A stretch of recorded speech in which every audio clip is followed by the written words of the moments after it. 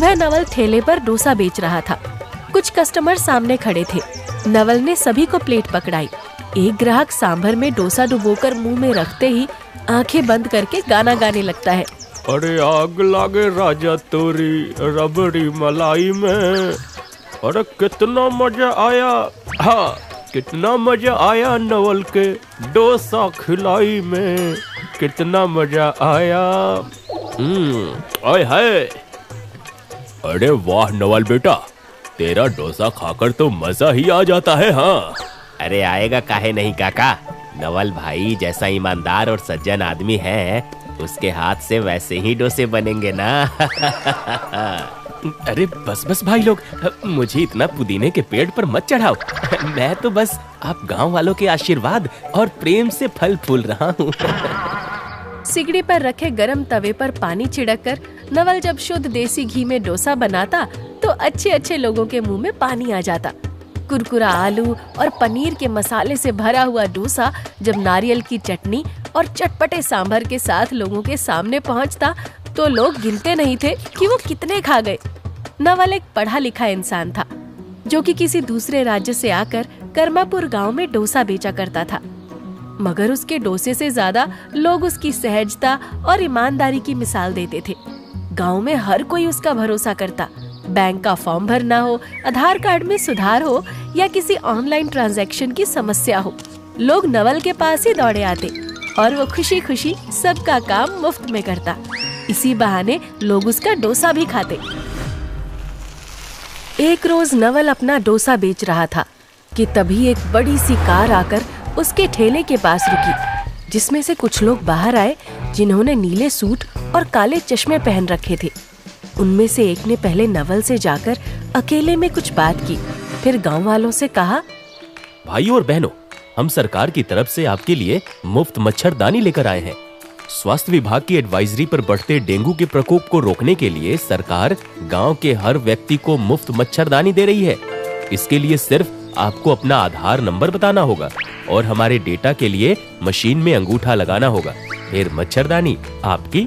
गांव के लोग खामोश थे। उनकी आंखों में शक साफ झलक रहा था, क्योंकि उन्होंने आज तक ऐसी किसी भी स्कीम के बारे में नहीं सुना था।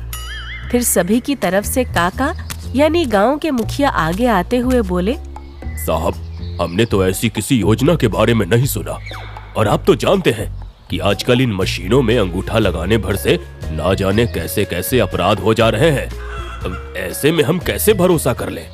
तभी नवल आगे आते हुए मुस्कुराकर बोला, अरे नहीं काका, डरने की कोई बात नहीं। इन्होंने मुझे अपना आई कार्ड दिखाया है। ये सच में हमारी मदद के लिए आए हैं।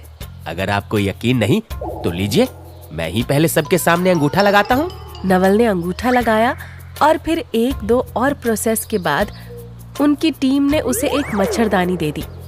अब नवल का सभी भरोसा करते थे, इसलिए सभी ने बारी बारी से आधार नंबर देकर अंगूठा लगाया और मच्छरदानी ले ली। सबने मच्छरदानी तो ली, मगर किसी की नजर नवल पर नहीं गई, जिसके चेहरे पर अजीब सी कुटिल मुस्कान थी। अगले दिन कर्मापुर गांव में सुबह सवेरे हल्ला मच गया। सभी के बैंक अकाउंट साफ हो चुके थे। सभी अपना सिर पीटते हुए और रोते हुए एक दूसरे को अपने लुटने का हाल बता रहे थे। अरे लुट गया रे, बर्बाद हो गया। मेरे खाते में 2 लाख रुपए थे, सारे के सारे साफ हो गए। अब इस साल बेटे की पढ़ाई के लिए पैसे कहाँ से भेजूंगा? हाय। मेरे खाते में 50,000 थे, गुड़िया की शादी के लिए जमा कर रही थी, कमीनों ने सब लूट लिया। ये सब उसी नवल का किया धरा है। अगर उसने हमें उकसाया ना होता तो हम उस 2 कौड़ी की मच्छरदानी वालों का भरोसा ना करते। अरे हाँ, सही कहा जोखन। अब चल उस कमीने को खोजते हैं और सबक सिखाते हैं। गुस्साई भीड़ नवल के ठेले के पास पहुंची। नवल खुद मुंह बनाए खड़ा था। इतने लोगों को देखकर उसने रोनी सी सूरत बनाते हुए कहा, अरे क्या हुआ भाइयों, आप लोग इतने गुस्से में क्यों हो? अभी पता चल जाएगा। हमें धोखाधड़ी में फंसाने वाला तू ही है। मारो भाइयों इसे। गुस्साई भीड़ ने आगे से नवल की एक न सुनी। उसके ऊपर लाठी डंडे घूंसे बरसाने लगे। फिर नवल ने रोते गिड़गिड़ाते हुए कहा, अरे रहम करो भाइयों, काका समझाओ इन्हें। मेरा भी खाता साफ हो चुका है। ये देखो, उन फरेबियों ने मुझे भी ठगा है। मैंने आप लोगों की हमेशा मदद की है। ऐसी नीच हरकत भला मैं कैसे कर सकता हूँ?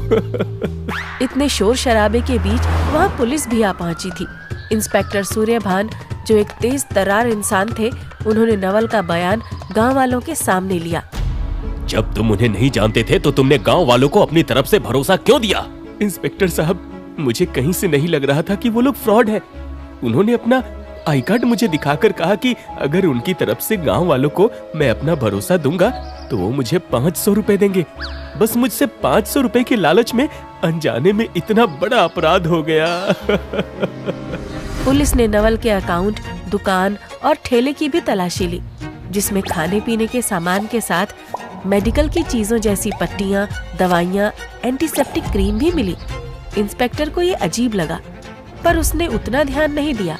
फिर नवल के खिलाफ कोई ठोस सबूत न होने के कारण इंस्पेक्टर ने उससे कहा, तुम्हारा भी अकाउंट पूरी तरह से खाली है और तुम्हारा यहाँ मौजूद होना भी ये दर्शाता है कि तुम इस अपराध से जुड़े नहीं हो। इसलिए हम तुम्हें छोड़ते हैं, पर ध्यान रखना, आज के बाद किसी दूसरे अनजान व्यक्ति की गारंटी अपने मत्थे मत लेना, वरना सीधा अंदर कर दूंगा। समझा क्या? समझ गया हुजूर, समझ गया। इस घटना को कुछ दिन गुजर गए। लोगों ने पुलिस के भरोसे पर सब कुछ छोड़ दिया। इधर पुलिस उन अपराधियों के पीछे साई की तरह पड़ चुकी थी। कभी इस गांव में छापेमारी तो कभी उस गांव में, मगर जहां भी पुलिस पहुंचती, अपराधी वहां से पहले ही फरार हो चुके होते। इसी से झल्लाए हुए इंस्पेक्टर सूर्यभान ने खुद से कहा, हद है, ये तीसरी छापेमारी है। हमारे आने से पहले ही इन नामुरादों को हमारे आने का पता कैसे लग जाता है? वो न हो हमारे ही बीच इस केस का मास्टरमाइंड बैठा हो, मगर वो कौन हो सकता है? इंस्पेक्टर सूर्यभान ने अपने सभी साथियों पर एक बार अपनी तेज तर्रार नजर दौड़ा कर देखा। फिर उसी रात सूर्यभान ने एक गहरी योजना बनाई। थाने में रोज रात होने वाली मीटिंग में सूर्यभान ने सभी से कहा, सभी ध्यान से सुनो, हम कल रात 1 बजे बदली गांव में छापेमारी करेंगे और मैं आपको यकीन दिलाता हूँ, इस अपराध का मास्टरमाइंड कल हमारी गिरफ्त में होगा। इतना बोलते हुए इंस्पेक्टर सूर्यभान के चेहरे पर एक तेज आत्मविश्वास उतर आया। अगली सुबह नाश्ते के समय थाने का मोटा हवलदार महेंद्र नवल की दुकान पर पहुंचा। अरे कैसे हो नवल बाबू? लाओ मेरा रोज वाला गर्मा गर्म डोसा लाओ। ससुरा जब तक डोसा नहीं खाता तब तक दिमाग काम ही नहीं करता। हाँ, ये लीजिए हवलदार जी, आपका रोजाना वाला स्पेशल डोसा, एक्स्ट्रा मक्खन के साथ। हवलदार महेंद्र बड़े मजे से डोसा खाने लगा और नवल भावुक होकर उसका चेहरा देखने लगा। फिर हवलदार ने उसकी मन की बात पकड़ते हुए कहा, अरे घबराओ नहीं नवल भाई, जैसा कि तुम्हें रोज बताता हूँ, हम हर दिन छापेमारी कर रहे हैं। अरे आज तो रात का प्लान है। हाँ, हम बदली गांव में छापेमारी करेंगे और जैसे ही अपराधी पकड़ में आएंगे वैसे ही 4 डंडे मारकर सबसे पहले तुम्हारे पैसे वसूल करवाऊंगा। हाँ, लाओ थोड़ा सांभर दो। हवलदार को सांभर देते हुए नवल के चेहरे पर एक अजीब सी कुटिल मुस्कान तैर गई। वो झटपट फोन लेकर अपनी दुकान में चला गया, मगर इधर इन दोनों को नहीं पता था कि एक रहस्यमय इंसान इन्हें पेड़ के पीछे से छिपकर काफी देर से देख रहा था। उसी रात तकरीबन 12 बजे अंधेरे में एक काला साया नवल की दुकान से बाहर आया। उसने एक महंगी स्पोर्ट बाइक के ऊपर से कवर हटाया और उस पर सवार होकर अंधेरे में गुम हो गया। इधर नवल की दुकान के पीछे झाड़ियों में छिपी पुलिस की टीम, जिसे इंस्पेक्टर सूर्यभान लीड कर रहा था, उस बाइक के पीछे चुपचाप लग गई। पुलिस की जीप चलाते हुए हवलदार महेंद्र ने इंस्पेक्टर सूर्यभान से पूछा, सर मुझे ये नहीं समझ आया, आपको ये कैसे पता चला कि इस वक्त यहाँ से कोई अपराधी निकलने वाला है? सब तुम्हारी मेहरबानी है महेंद्र। खैर, इन सभी बातों का वक्त नहीं, चुपचाप उस बाइक का पीछा करो। वो बाइक सवार एक पुराने खंडहर में पहुंचा, जहां पहले से ही वही नीले सूट वाले अपराधी अपना लैपटॉप सिस्टम, स्कैनर मशीन, ढेर सारे फोन और फर्जी दस्तावेजों के साथ काम कर रहे थे। उस बाइक सवार ने अपना हेलमेट उतारा। ये कोई और नहीं, नवल डोसे वाला था। अब उसके चेहरे के भाव और बात करने का तरीका बदल चुका था। उसने गरजते हुए उन लोगों से कहा, अरे नामुरादो, कल तक ये ठिकाना खाली करके बदली गांव शिफ्ट होना है, समझे? आज पुलिस की छापेमारी वहाँ है कल से वो जगह सेफ हो जाएगी, समझे? तभी चारों तरफ से पुलिस की जीप की लाइट जली। उन्हें चारों तरफ से घेर लिया गया था, जिसे देखकर वो घबरा गए।